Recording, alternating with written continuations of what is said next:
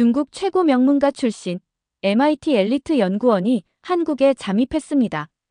그의 임무는 한국의 약점을 찾아 폭로하는 것이었습니다. 하지만 그는 한국의 발전된 모습과 강력한 국방력에 충격을 받고 깊은 고민에 빠집니다. 과연 그는 어떤 진실을 마주한 것일까요? 중화 사상에 갇혀있던 그의 시선을 완전히 바꿔놓은 한국의 숨겨진 힘을 공개합니다. 안녕하세요. 제 이름은 웨이입니다. 저는 중국에서 태어나 미국 MIT에서 국방기술을 연구하는 연구원입니다. 제 뿌리는 깊은 중화 사상에 닿아 있어요. 인민의 반군 고위 장교셨던 할아버지의 영향이 컸습니다. 할아버지는 제게 늘 중국이 세계의 중심이며 다른 모든 나라는 중국의 문화를 배우고 따라야 한다고 말씀하셨어요. 특히 할아버지의 뒤를 이어 인민의 반군 상급대장이 된 리밍 아저씨는 저의 멘토나 다름없었습니다. 리밍 아저씨는 저에게 한국에 대한 부정적인 인식을 심어주셨습니다. 리밍 아저씨는 한국을 작은 나라, 기술적으로 뒤떨어진 나라, 중국의 경제적 지원 없이는 생존할 수 없는 나라로 묘사했습니다. 그는 한국의 모든 기술 발전은 중국의 것을 모방한 것이며 한국군은 실전 경험이 전무한 오합지졸이라고 했습니다. 저는 어려서부터 이러한 이야기를 듣고 자랐기 때문에 한국에 대해 자연스럽게 부정적인 편견을 갖게 되었습니다. MIT에서 연구를 하면서도 한국은 제 관심 밖의 국가였습니다. 저는 한국이 경제적으로 낙후되어 빈민가가 즐비하고 군사력은 중국에 비해 보잘것없을 것이라고 생각했습니다. 미국의 빌부터 겨우 연명하는 중국 덕분에 발전할 수 있었던 속국, 그것이 제가 한국에 대해 가지고 있던 확고한 이미지였습니다. 솔직히 말하면 한국이라는 나라 자체를 진지하게 생각해 본 적도 거의 없었습니다. 한 번은 연구실 동료들과 점심을 먹다가 한국 드라마 이야기가 나왔습니다. 동료들은 한국 드라마의 스토리 전개와 배우들의 연기력을 칭찬했지만 저는 속으로 중국 드라마에 비하면 수준이 낮다라고 생각하며 대화에 참여하지 않았습니다. 또 다른 동료가 한국의 전자제품이 꽤 괜찮다고 말했을 때도 저는 중국산 부품을 조립한 것뿐이겠지라며 대수롭지 않게 넘겼습니다. 어느 날 아버지께서 제게 전화를 걸어 한국 기업들이 중국 시장에서 점점 더 성장하고 있다더라. 하지만 우리 중국 기업들이 곧 따라잡을 테니 걱정할 필요 없다라고 말씀하셨습니다. 저는 아버지의 말에 동의하며 한국은 그저 잠시 반짝하는 것뿐이에요. 곧 중국의 힘에 굴복하게 될 겁니다라고 답했습니다. 이처럼 저는 한국에 대해 깊이 생각하거나 알아보려고 하지 않았습니다. 그저 리밍 아저씨, 아버지, 그리고 주변 사람들의 말을 통해 형성된 편견에 갇혀 있었던 것입니다. 이러한 저의 오만함은 곧 깨지게 될 운명이었습니다. 국제학술회에서의 경험은 저에게 큰 충격과 깨달음을 안겨주었고 한국에 대한 저의 시각을 완전히 바꿔놓았습니다. 하지만 그때까지 저는 여전히 한국을 무시하고 얕잡아보는 어리석고 오만한 중국인이었습니다. 제가 얼마나 우물안개구리였는지 깨닫는 데는 그리 오랜 시간이 걸리지 않았습니다. 곧 다가올 폭풍은 상상조차 하지 못한 채 저는 그렇게 오만의 렌즈를 통해 세상을 바라보고 있었습니다. MIT에서 주최하는 국제국방기술학술회는 저에게 익숙한 행사였습니다. 매년 열리는 이 행사는 전 세계 국방기술 전문가들이 모여 최신 연구 동향을 공유하고 토론하는 자리였습니다.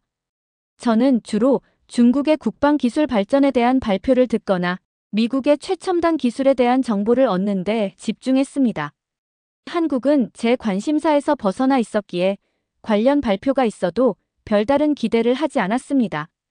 하지만 그날은 달랐습니다. 전직 미 국방부 고문이자 저명한 군사평론가인 톰슨 씨가 떠오르는 태양, 한국의 국방력이라는 주제로 발표를 시작했습니다. 톰슨 씨는 한국 국방력의 급부상에 대해 이야기하며 제가 전혀 예상하지 못했던 내용들을 쏟아냈습니다. 톰슨 씨는 한국이 불과 수십 년 전만 해도 제대로 된 소총 하나 만들지 못했지만 자주 국방을 향한 끊임없는 노력과 혁신으로 이제는 세계적인 수준의 무기를 수출하는 강국이 되었다고 역설했습니다. 저는 톰슨 씨의 발표를 들으며 점점 더 불편함을 느꼈습니다.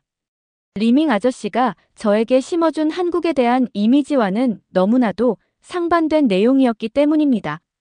톰슨 씨는 K2 흑표 전차, K9 자주포, FA-50 경공격기 등 한국산 무기들의 뛰어난 성능과 가성비를 구체적인 데이터를 제시하며 설명했습니다. 특히 K2 흑표 전차의 경우 독일의 레오파르트 2 전차와 비교해도 손색이 없을 정도의 성능을 갖추고 있으며 K9 자주포는 세계 최고 수준의 사거리와 발사 속도를 자랑한다고 강조했습니다.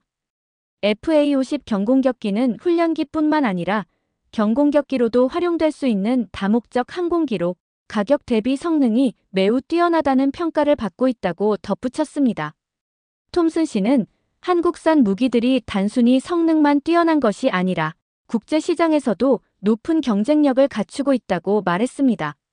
그는 한국이 이미 폴란드, 핀란드, 노르웨이, 에스토니아 등 여러 국가에 K9 자주포를 수출했고 터키에는 K2 흑표 전차 기술을 이전했으며 동남아시아 국가들에는 FA-50 경공격기를 수출하는 등 괄목할 만한 성과를 거두고 있다고 설명했습니다. 저는 이러한 사실을 전혀 모르고 있었기에 톰슨 씨의 발표는 저에게 큰 충격으로 다가왔습니다. 톰슨 씨는 한국 국방력 발전의 핵심 요인으로 끊임없는 연구개발 투자와 혁신적인 기술 도입 그리고 효율적인 국방 시스템 구축을 꼽았습니다.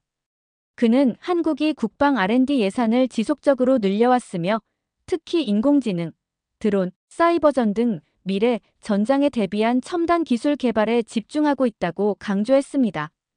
또한 한국은 징병제를 통해 전 국민이 국방에 대한 책임감을 갖고 있으며 예비군 시스템이 잘 갖춰져 있어 유사시 즉각적인 대응이 가능하다는 점도 언급했습니다. 톰슨 씨의 발표가 끝나갈 무렵 저는 더 이상 참을 수 없었습니다. 리밍 아저씨에게 들었던 이야기, 제가 굳게 믿고 있던 한국에 대한 이미지가 송두리째 흔들리는 것을 견딜 수 없었습니다. 저는 자리에서 벌떡 일어나 톰슨 씨에게 격렬하게 항의했습니다. 한국의 기술은 모두 중국에서 훔쳐간 것이고 한국군은 훈련도 제대로 받지 못한 오합지졸이라고 소리쳤습니다. 중국이야말로 세계 최강의 군사대국이며 한국 따위는 상대도 되지 않는다고 주장했습니다. 저의 갑작스러운 발언에 학술 회장은 순식간에 술렁였습니다. 모든 사람들의 시선이 저에게 집중되었고 저는 그 시선 속에서 당혹감과 수치심을 동시에 느꼈습니다. 톰슨 씨는 차분하게 저에게 반박할 근거를 제시하라고 요구했습니다. 저는 리밍 아저씨에게 들은 이야기를 바탕으로 한국은 중국의 경제 원조 없이는 살아갈 수 없는 속국이며 한국 무기는 중국산 부품으로 가득 차 있다고 주장했습니다. 하지만 저의 주장은 구체적인 증거가 부족했고 오히려 톰슨 씨의 날카로운 반박에 말문이 막혔습니다. 톰슨 씨는 냉정하게 데이터를 제시하며 저의 주장을 하나씩 반박했습니다. 그는 중국산 VT4 전차가 알제리에서 겪었던 굴욕적인 사건을 언급하며 중국 무기의 허점을 지적했습니다. VT4 전차는 잦은 고장과 성능 미달로 인해 알제리군으로부터 거센 비판을 받았고 결국 계약이 파기될 위기에 처했던 사건이었습니다. 톰슨 씨는 이 사건을 통해 중국 무기의 신뢰성에 대한 의문을 제기했습니다. 반면 한국은 이미 여러 국가에 자국의 무기를 성공적으로 수출하고 있으며 이는 한국의 기술력이 국제적으로 인정받고 있다는 명백한 증거라고 강조했습니다. 특히 한국 K9 자주포가 폴란드, 핀란드, 노르웨이 등 나토 회원국에 수출되는 반면 중국의 주력 자주포는 국제시장에서 외면받는 현실을 지적하며 저를 몰아붙였습니다. 저는 톰슨 씨의 논리 정연하고 근거 있는 반박에 제대로 대응하지 못하고 얼굴만 붉힌 채 횡설수설했습니다. 학술회에 참석한 다른 전문가들과 학생들은 저의 무지와 오만함을 비웃는 듯한 시선을 보냈습니다. 결국 저는 망신만 당하고 자리에 앉을 수밖에 없었습니다. 수많은 사람들 앞에서 조롱거리가 되었다는 수치심과 제가 믿어왔던 중화 사상의 허상에 대한 깨달음에 큰 충격을 받았습니다. 그날 학술회에서의 경험은 저에게 잊을 수 없는 굴욕과 깊은 자기 성찰의 계기가 되었습니다. 학술회에서의 굴욕적인 경험은 저에게 깊은 상처를 남겼습니다. 저는 그날 밤 잠을 이루지 못하고 분노와 수치심에 휩싸였습니다. 톰슨 씨의 논리 정연한 반박과 청중들의 비웃음 섞인 시선이 계속해서 머릿속에 맴돌았습니다. 무엇보다도 제가 굳게 믿어왔던 중화 사상, 그리고 한국에 대한 저의 인식이 뿌리째 흔들리는 것을 견디기 힘들었습니다. 다음 날, 저는 리밍 아저씨에게 전화를 걸어 학술회에서 있었던 일을 상세히 보고했습니다. 리밍 아저씨는 저의 이야기를 주의 깊게 듣더니 잠시 침묵을 지켰습니다. 그리고는 차분하지만 단호한 목소리로 저에게 한국의 실상을 폭로하는 임무를 맡겼습니다. 리밍 아저씨는 한국이 여전히 가난하고 낙후된 국가이며 군대는 부패와 비리로 가득 차 있다고 거듭 강조했습니다. 한국의 취약점을 찾아내 사진이나 영상으로 증거를 확보하고 이를 중국 언론에 공개하여 한국의 실체를 만천하에 알리라는 지시였습니다.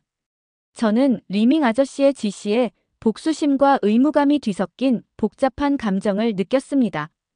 학술회에서 받은 굴욕을 되갚아주고 싶다는 생각과 함께 리밍 아저씨의 기대에 부응하고 싶다는 마음이 컸습니다. 저는 리밍 아저씨에게 반드시 한국의 추악한 현실을 폭로하여 저의 능력을 증명하고 중화 사상의 위대함을 다시 한번 확인시켜드리겠다고 다짐했습니다. 한국으로 향하는 비행기 안에서 저는 리밍 아저씨가 제게 주입했던 한국에 대한 부정적인 이미지들을 떠올렸습니다. 낡고 허름한 건물들, 빈곤에 찌든 사람들, 부패한 군인들의 모습이 머릿속에 그려졌습니다.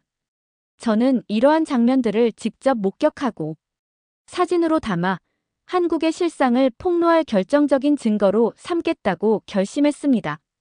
하지만 한국에 도착한 순간 저는 또 한 번의 충격에 휩싸였습니다. 인천국제공항의 웅장하고 현대적인 모습은 제가 상상했던 낙후된 국가의 모습과는 전혀 달랐습니다. 공항에서 서울로 향하는 길, 창밖으로 펼쳐지는 풍경은 저를 더욱 당황하게 만들었습니다. 높이 솟은 마천루, 화려한 네온사인, 세련된 디자인의 건물들은 서울이 세계적인 수준의 대도시임을 보여주는 듯 했습니다. 저는 서울의 중심가를 거닐며 리밍 아저씨가 말했던 빈곤하고 낙후된 한국의 모습을 찾으려고 애썼습니다. 하지만 제가 마주한 것은 활기 넘치고 풍요로운 도시의 모습이었습니다. 거리는 깨끗하게 정돈되어 있었고 사람들의 옷차림은 세련되고 고급스러워 보였습니다. 고급 외제차들이 즐비한 거리를 보며 저는 한국의 경제 수준이 제가 생각했던 것보다 훨씬 높다는 것을 실감했습니다. 저는 한국군의 부패상을 포착하기 위해 군부대 주변을 맴돌기도 했습니다. 하지만 제가 목격한 것은 엄격한 규율과 질서 속에서 훈련에 매진하는 군인들의 모습이었습니다. 리밍 아저씨는 한국군이 훈련도 제대로 받지 않고 군기가 해이하다고 했지만 제가 본 한국군은 전혀 그렇지 않았습니다. 오히려 그들의 눈빛은 강렬했고 움직임은 절도 있었습니다. 며칠 동안 한국을 돌아다니며 저는 점점 더 혼란스러워졌습니다. 리밍 아저씨가 말했던 한국과 제가 직접 경험하고 있는 한국 사이에는 너무나 큰 괴리가 있었습니다. 저는 리밍 아저씨에게 받은 임무를 수행하기 위해 왔지만 오히려 한국의 발전된 모습과 강력한 국방 시스템에 압도당하고 있었습니다. 어느 날 저녁, 저는 숙소 근처의 작은 식당에서 혼자 저녁 식사를 하고 있었습니다. 그때 옆 테이블에서 한국인과 중국인으로 보이는 사람들이 중국어로 대화하는 이야기가 우연히 제 귀에 들어왔습니다. 그들은 한국 경제의 성장과 미래에 대한 기대감을 이야기하고 있었습니다. 저는 그들의 대화를 엿들으며 한국인들이 자신의 나라에 대해 얼마나 큰 자부심을 가지고 있는지 느낄 수 있었습니다. 그날 밤, 저는 숙소로 돌아와 리밍 아저씨에게 전화를 걸었습니다. 하지만 저는 리밍 아저씨에게 한국에서 보고 경험한 것들을 솔직하게 말할 수 없었습니다. 제가 본 한국의 모습은 리밍 아저씨가 원하는 추악한 현실과는 너무나 달랐기 때문입니다. 저는 리밍 아저씨의 실망과 분노를 감당할 자신이 없었습니다. 대신 저는 한국의 취약점을 찾기 위해 좀 더 시간이 필요하다고 둘러댔습니다. 리밍 아저씨는 저의 말을 믿지 않는 듯 했지만 일단은 저에게 시간을 더 주겠다고 했습니다. 전화를 끊고 난 후 저는 깊은 고민에 빠졌습니다. 제가 믿어왔던 것들이 모두 거짓이었을지도 모른다는 생각이 들었습니다. 한국은 제가 생각했던 것보다 훨씬 강하고 발전된 나라였습니다. 저는 복수의 칼날을 품고 한국에 왔지만 오히려 진실의 벽 앞에 무너지고 있었습니다. 한국에서의 혼란스러운 나날 속에서 저는 우연한 기회에 팡 아저씨를 만나게 되었습니다. 팡 아저씨는 전 중국 인민해방군 전략지원부대 소속 군사 컨설턴트로 과거 중국 군부의 핵심 전략가였지만 지금은 한국에서 생활하고 있다는 사실을 알게 되었습니다. 한국에 거주하는 중국인 군사 전문가라는 점이 저의 호기심을 자극했습니다. 저는 팡 아저씨에게 조심스럽게 접근하여 인사를 건넸고 우리는 자연스럽게 대화를 나누게 되었습니다. 저는 팡 아저씨에게 제가 MIT에서 국방기술을 연구하고 있으며 최근 국제학술회에서 한국 국방력에 대한 발표를 듣고 큰 충격을 받았다고 솔직하게 털어놓았습니다. 팡 아저씨는 저의 이야기를 흥미롭게 들으면서 한국 국방력에 대한 저의 의문에 대해 기꺼이 답해주겠다고 했습니다. 팡 아저씨는 먼저 한국의 지정학적 위치와 역사적 배경을 설명하며 한국이 왜 국방력 강화에 힘쓸 수밖에 없는지를 이해하기 쉽게 설명했습니다. 팡 아저씨는 한국이 강대국들에 둘러싸인 반도 국가로서 끊임없이 외세의 침략과 위협에 시달려왔다고 말했습니다. 특히 한국 전쟁은 한국인들에게 씻을 수 없는 상처를 남겼으며 자주 국방의 중요성을 뼈저리게 깨닫게 하는 계기가 되었다고 강조했습니다. 팡 아저씨는 한국이 징병제를 통해 전 국민이 국방의 의무를 다하고 있으며 예비군 시스템이 잘 갖춰져 있어 유사시 즉각적인 대응이 가능하다는 점을 강조했습니다. 그는 한국의 젊은이들이 군 복무를 통해 강인한 정신력과 애국심을 함양하고 있으며 이는 한국 국방력의 든든한 기반이 되고 있다고 설명했습니다. 팡 아저씨는 한국이 국방 R&D 분야에 막대한 투자를 하고 있다는 사실도 언급했습니다. 그는 한국이 단순히 외국 무기를 수입하는 데 그치지 않고 자체적인 기술 개발을 통해 첨단 무기 시스템을 구축하고 있다고 말했습니다. 특히 팡 아저씨는 한국이 사이버전, 드론, 인공지능 등 미래 전장에 대비한 핵심 기술 개발에 집중하고 있으며 이는 한국군의 전투 능력을 획기적으로 향상시키는 데 기여하고 있다고 강조했습니다. 팡 아저씨는 한국의 한화 시스템이 개발한 레드백 장갑차를 예로 들며 이 장갑차가 호주 육군의 차세대 장갑차 도입 사업에서 독일의 라인메탈 디펜스 사이 링스 장갑차와 경쟁하며 최종 후보에 올랐다는 사실을 언급했습니다. 그는 이것은 한국의 방산 기술력이 세계적인 수준에 도달했음을 보여주는 단적인 예라고 덧붙였습니다. 팡 아저씨는 한국군의 훈련 수준 또한 매우 높다고 평가했습니다. 그는 한국군이 실전 경험은 부족하지만 끊임없는 훈련과 혁신을 통해 이를 극복하고 있다고 말했습니다. 특히 팡 아저씨는 한국군이 매년 실시하는 대규모 연합훈련인 을지 프리덤 가디언 훈련과 키 리졸브 훈련을 언급하며 이러한 훈련을 통해 한국군이 실전 감각을 유지하고 연합작전 능력을 향상시키고 있다고 설명했습니다. 무엇보다도 팡 아저씨는 한국 국민들의 높은 안보 의식과 단결력을 한국 국방력의 가장 큰 강점으로 꼽았습니다. 그는 한국인들이 국가 안보를 최우선 가치로 여기고 있으며 국방력 강화를 위한 정부의 정책을 적극적으로 지지한다고 말했습니다. 팡 아저씨는 한국인들은 전쟁의 참혹함을 잊지 않고 있으며 다시는 그러한 비극을 겪지 않기 위해 똘똘 뭉쳐있다고 강조했습니다. 팡 아저씨는 저에게 중국 군부의 문제점에 대해서도 솔직하게 이야기해 주었습니다. 그는 중국 군부가 겉으로는 강해 보이지만 내부적으로는 여러 가지 심각한 문제점을 안고 있다고 지적했습니다.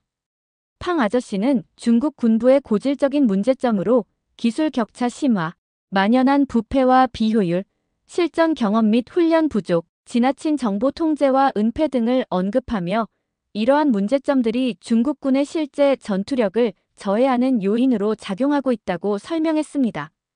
특히 팡 아저씨는 중국이 최근 몇 년 동안 군사력을 급속도로 증강시켜왔지만 그 과정에서 무리하게 양적 성장에만 치중한 나머지 질적 성장을 소홀히 했다고 비판했습니다. 그는 중국군은 겉보기에는 위협적이지만 속은 허약하고 비효율적이다라고 하셨죠. 팡 아저씨와의 만남은 저에게 큰 깨달음을 주었습니다. 저는 팡 아저씨를 통해 한국 국방력의 진정한 힘과 중국 군부의 문제점을 객관적으로 파악할 수 있었습니다. 팡 아저씨의 설명은 제가 그동안 가지고 있던 편견과 오만을 깨뜨리는데 결정적인 역할을 했습니다. 저는 팡 아저씨에게 진심으로 감사하며 앞으로 한국과 중국의 국방 현실을 더욱 깊이 연구하고 싶다는 생각을 하게 되었습니다. 팡 아저씨와의 만남 이후 저는 한국에 대한 저의 인식이 얼마나 얕고 편협했는지 깨닫게 되었습니다. 팡 아저씨는 저에게 단순한 정보 전달을 넘어 한국 사회와 국방 시스템에 대한 깊이 있는 통찰력을 제공해 주었습니다. 저는 팡 아저씨의 설명을 통해 그동안 제가 리밍 아저씨와 중국 언론의 왜곡된 정보에 갇혀 있었다는 사실을 인정할 수밖에 없었습니다. 저는 팡 아저씨에게 한국에 온 목적, 즉 리밍 아저씨의 지시를 받아 한국의 취약점을 찾으려 했던 저의 어리석은 계획을 솔직하게 털어놓았습니다. 팡 아저씨는 저의 이야기를 듣고 씁쓸한 미소를 지었습니다. 그는 저에게 젊은 친구, 자네는 아직 세상을 잘 모르는군. 진실은 그렇게 쉽게 드러나지 않아. 특히 국방과 관련된 문제는 더욱 복잡하고 민감하지라고 말했습니다. 팡 아저씨는 저에게 한국의 국방 시스템을 좀 더 자세히 살펴볼 것을 권했습니다. 그는 한국 국방부에서 발행하는 국방백서와 각종 연구 자료들을 찾아보라고 조언했습니다. 또한 한국의 군사 전문가들과 인터뷰를 시도해보고 가능하다면 군부대 견학 프로그램에 참여해볼 것을 추천했습니다. 팡 아저씨는 직접 보고 듣고 경험하는 것만큼 좋은 공부는 없다네. 그래야만 한국 국방력의 진정한 힘을 이해할 수 있을 거야 라고 덧붙였습니다.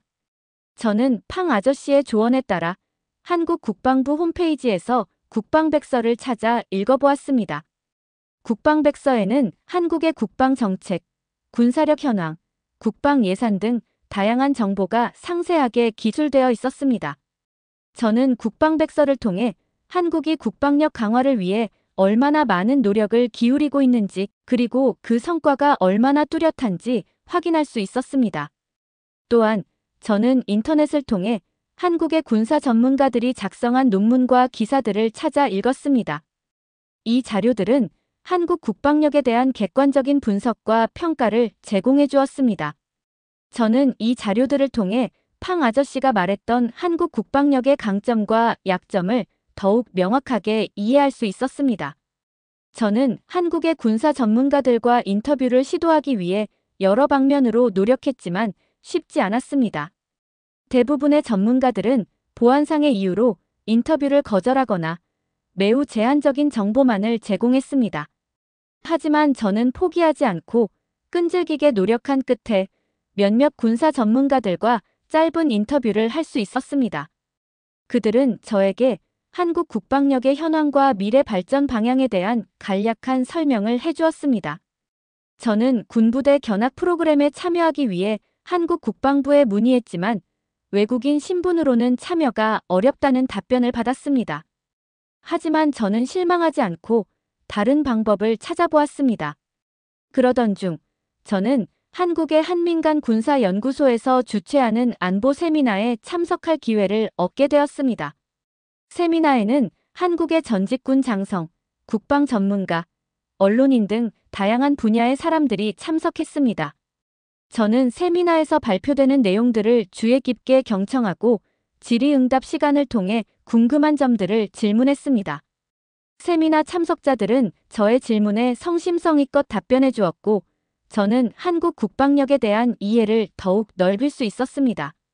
저는 한국에서 머무는 동안 한국의 역사와 문화를 배우기 위해 노력했습니다.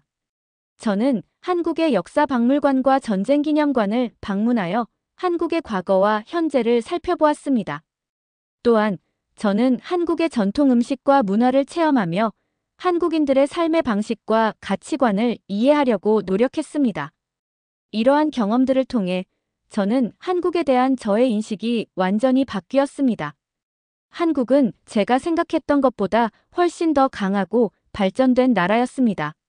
한국인들은 자신의 나라를 사랑하고 국방을 위해 헌신하는 자랑스러운 국민들이었습니다. 저는 한국의 저력을 과소평가하고 중국의 우월성에만 갇혀 있었던 저의 어리석음을 깊이 반성했습니다. 한국에서의 경험은 저에게 깊은 성찰의 시간을 안겨주었습니다. 저는 더 이상 리밍 아저씨에게 제출할 만한 한국의 취약점을 찾는데 집착하지 않았습니다. 대신 저는 한국의 강점을 배우고 중국이 나아가야 할 방향을 고민하는데 시간을 쏟았습니다.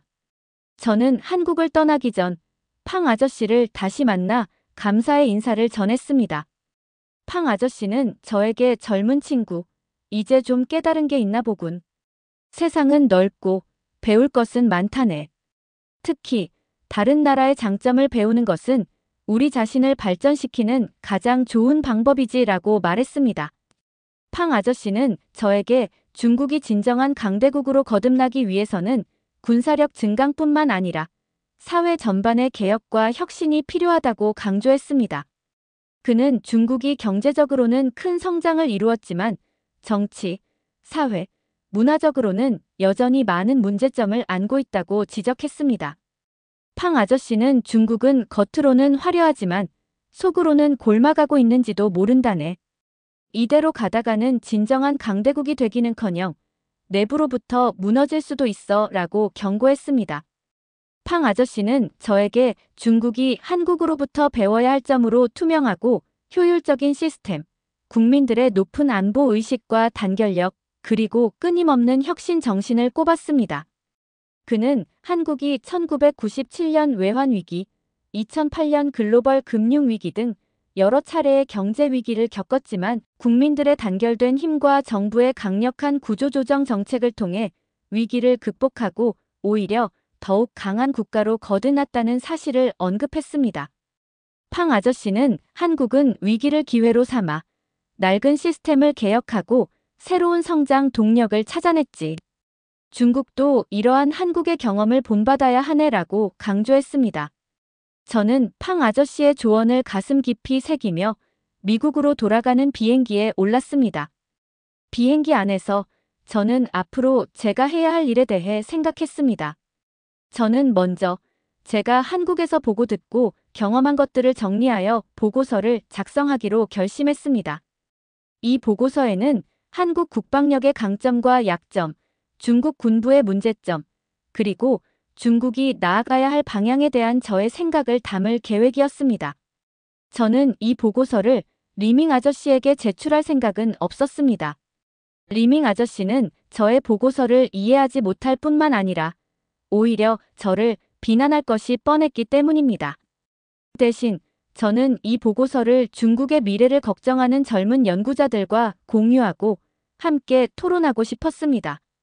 저는 그들과 함께 중국의 개혁과 혁신을 위한 구체적인 방안을 모색하고 이를 실천하기 위해 노력할 계획이었습니다. 저는 또한 MIT에서 저의 연구 분야인 국방기술 개발에 더욱 매진하기로 결심했습니다.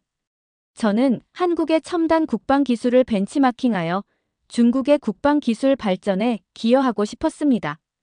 특히 저는 인공지능, 드론, 사이버전 등 미래 전장에 대비한 핵심 기술 개발에 집중할 계획이었습니다. 저는 앞으로 중국과 한국의 관계가 더욱 발전하기를 희망했습니다.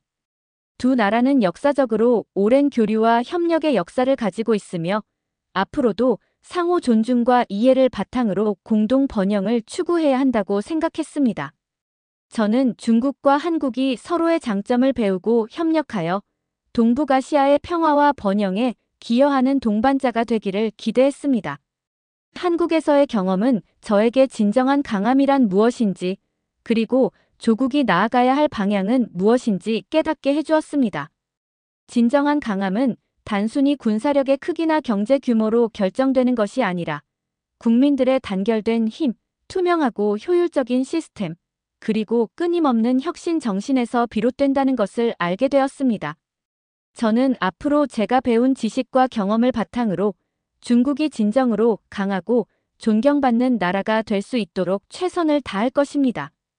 비록 지금은 혼란스럽고 막막하지만 저는 희망을 잃지 않고 앞으로 나아갈 것입니다. 언젠가는 저의 노력이 결실을 맺어 중국이 더욱 발전하고 성숙한 사회가 될 수 있기를 간절히 바랍니다. 여러분, 오늘 우리는 웨이라는 젊은 중국 연구원의 놀라운 여정을 함께 했습니다.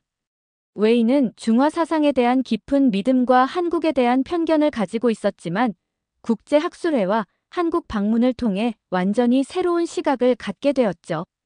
웨이는 처음에 한국을 기술적으로 뒤떨어지고 중국에 의존하는 작은 나라로 여겼습니다. 하지만 톰슨 씨의 발표를 통해 한국 국방력의 놀라운 발전을 알게 되었고, 심지어 자신이 믿었던 중화 사상의 허상에 대해 의문을 품게 되었죠. 복수심을 품고 한국을 찾은 웨이는 오히려 서울의 발전된 모습과 한국인들의 뜨거운 애국심에 압도당하고 말았습니다. 특히 팡 아저씨와의 만남은 웨이에게 큰 깨달음을 안겨주었습니다. 팡 아저씨는 한국 국방력의 강점뿐만 아니라 중국 군부의 문제점까지 객관적으로 분석해 주었죠. 웨이는 이를 통해 진정한 강함이란 단순히 군사력의 크기가 아니라 국민들의 단결된 힘, 투명하고 효율적인 시스템, 그리고 끊임없는 혁신 정신에서 비롯된다는 것을 깨달았습니다. 저는 웨이의 이야기가 우리에게 큰 교훈을 준다고 생각해요. 우리도 때로는 편견과 오만에 갇혀 진실을 보지 못할 때가 있습니다. 하지만 웨이처럼 열린 마음으로 세상을 바라보고 다른 문화를 존중하며 끊임없이 배우고 성장한다면 우리는 더욱 성숙한 개인, 그리고 더 나은 사회를 만들 수 있을 거예요. 오늘 웨이의 이야기가 여러분의 마음속에 작은 울림을 주었다면 주저하지 마시고 구독, 좋아요, 알림 설정 부탁드립니다. 여러분의 따뜻한 응원과 관심은 제가 더 좋은 콘텐츠를 만드는데 큰 힘이 됩니다. 다음 영상에서도 더욱 흥미롭고 감동적인 이야기로 여러분을 찾아뵙겠습니다. 감사합니다.